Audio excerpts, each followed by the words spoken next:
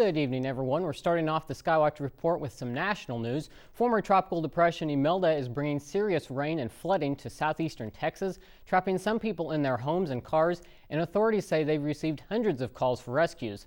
Camila Bernal is in Raywood, Texas with the latest.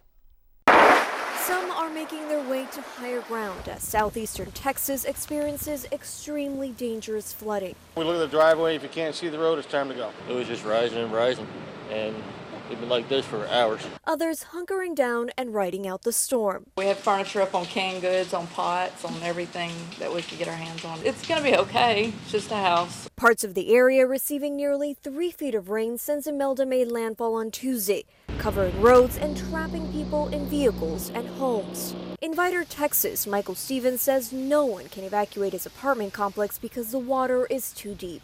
It's pretty, I'd say, catastrophic. You have cars that are in the apartment complex that are beginning to float. We're cut off from everybody. All the highways and roads are shut down. In Beaumont, Texas, officials say they've received hundreds of calls for rescues. The National Weather Service and Houston officials telling residents, unless you already have flooding in your house, stay indoors. I am going to encourage everyone, wherever you are, please stay where you are. In Raywood, Texas, I'm Camila Bernal reporting. And here's a look at some of the estimated rainfall totals over the past 48 hours. It's been raining even longer than that.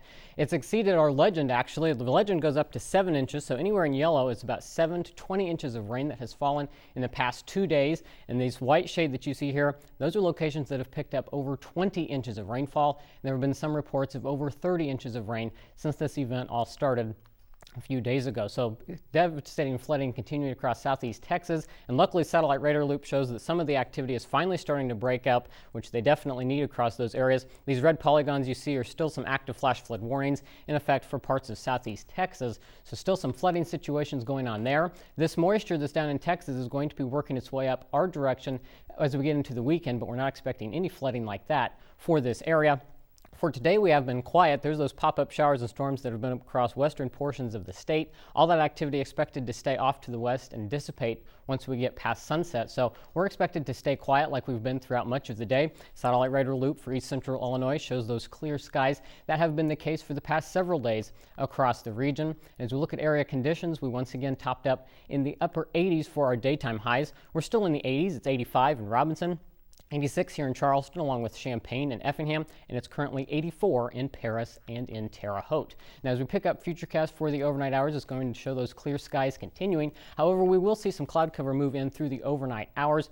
Futurecast is trying to pick up on some chances for rain, especially across our northern counties, but I don't think that's going to be the case because we've still been so dry across the area that I don't think that moisture will be able to reach the surface. And the latest drought monitor that's released every week was updated today, and you can see that we haven't had an expansion of those drought or abnormally dry conditions, but they do persist for our northern counties across parts of Piatt, Champaign, and Vermilion counties. Still seeing those abnormally dry to moderate drought conditions continuing, so the rain that is in the forecast for this weekend definitely going to be beneficial for those areas. So here's Futurecast now for tomorrow. Again, I don't think we're going to see those chances for rain.